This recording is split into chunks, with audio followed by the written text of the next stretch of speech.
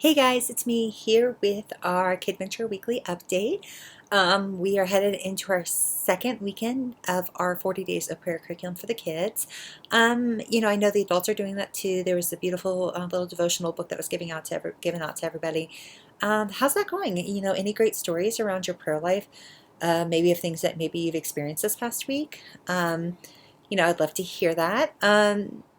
This week with the kids, we're talking about Moses, and it's a really small passage in Exodus, and it's called the Tent of Meeting. So Moses would go out and he would put up this tent outside of town, and he would go there and pray. And it starts in Exodus 33, and if you read verse 11, it says that the Lord would speak to Moses face to face as one speaks to a friend.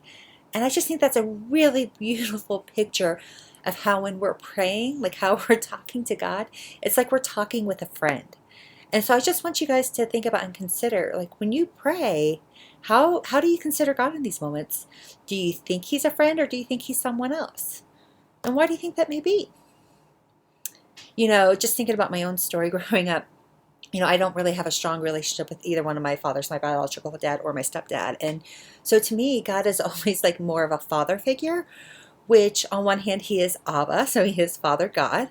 But sometimes I think, especially in relationship to my earthly fathers, that sometimes maybe there could be a block because, sometimes that comes with some baggage around that. So this idea of like God as a friend is just really, really beautiful. So I just want you guys to consider, like, how do you view God when you pray with him? And if it's not as a friend, what do you think it would take for you to get to that space? Like, what is it that you think you need in your relationship with God to be able to consider him to be a friend? So think about that. If you want prayer or anything like that along the way, please let me know. I'd be more than happy to pray. Grab me on Sunday. I would love to pray for you guys. So just into what's happening here in KidVenture, you guys, we're growing. It's really actually really beautiful. So far, just in the 3 or 4 weeks that we've been open since January, we've already had like over 70 kids participate in KidVenture, which is amazing. And even just this upcoming Sunday in 2 days, I've already seen like several names on the list. I'm like, man, we haven't seen them since last March. It's been a year since we've seen some of these kids. And what's so exciting about this is I feel like families are kind of starting to poke their heads up and being like, oh, like either they've already gotten their vaccine, or they're kind of realizing like, you know what, I think it's okay for us to start like re-engaging in with what's happening, and especially the church. So I'm really super excited as we continue to see these kids coming back. The hardest part right now, what's going to limit these kids being able to come back, is how many classrooms we have open. We have been filling up our 10-15, especially our elementary and our preschool spaces, and mostly because we only have them really at one service. We have the combined class at first service. So right now we're really just kind of limited on the number of kids we can take.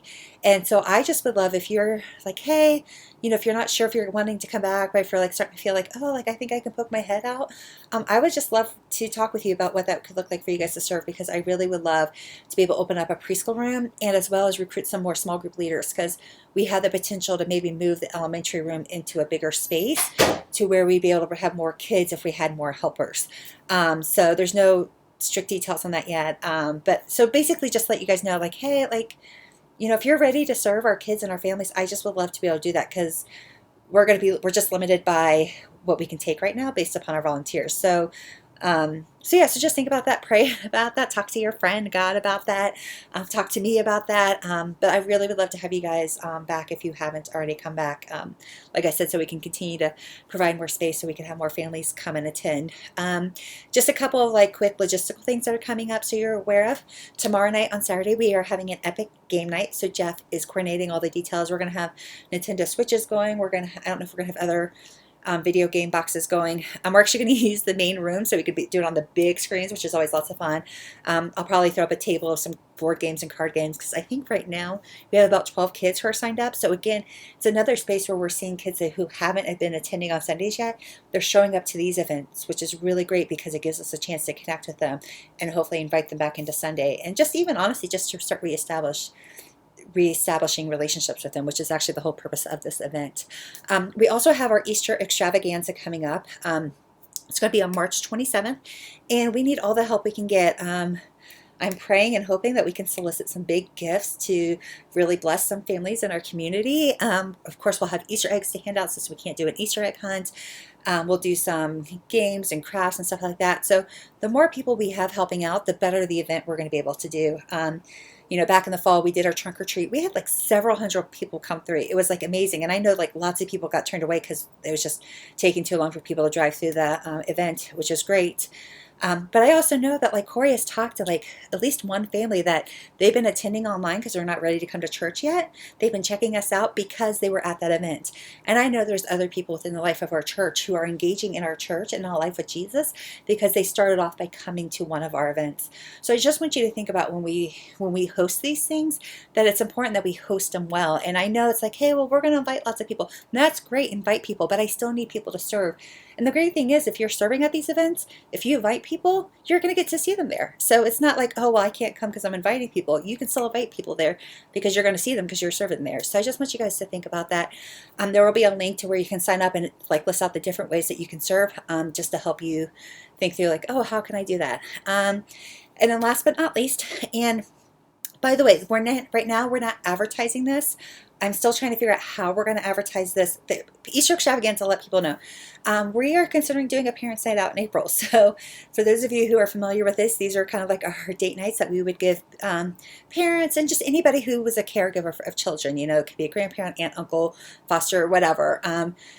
We just, in the past we used to create spaces where families could come for a few hours, drop off their kids, know that they were taken care of, and then go out and have some time to just invest in each other and in themselves.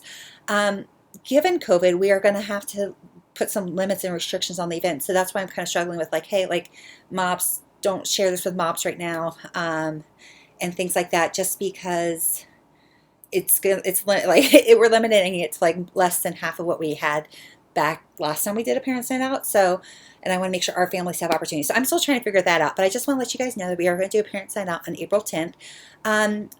I'm trying not to use our sitter agency that we've used in the past. I will eventually grow to have to use them again, but right now, because it's our first few times doing it, I just want to give anybody within the life of our church who's looking to make some extra money, because we will pay you for this event. So if you're like kind of like, hey, like I would love a few extra bucks, let me know. I can only take up to 10 people for the event, and I've already had like, I think like 4 people interested. So if you are interested in helping out, let me know ASAP so I can put you on the list and keep you updated with what that's going to look like. We are going to require masks of everybody on the space. We're just going to we'll figure out some other logistics. I'll let you know. So that's it. So if you want to help with Parents Sign Out, let me know. If you could sign up to serve at Easter Extravaganza, that would be amazing. It would bless our community. And then if you could just be praying for the FA game night and for the kids who are coming, that would be great as well, because I even know some of the kids are actually just inviting their friends. So I think it's going to be a great event. So if you could, so I hope you guys all have a great weekend, that you're rested, and I will see you guys on Sunday. Grab me if you need prayer, okay? Bye.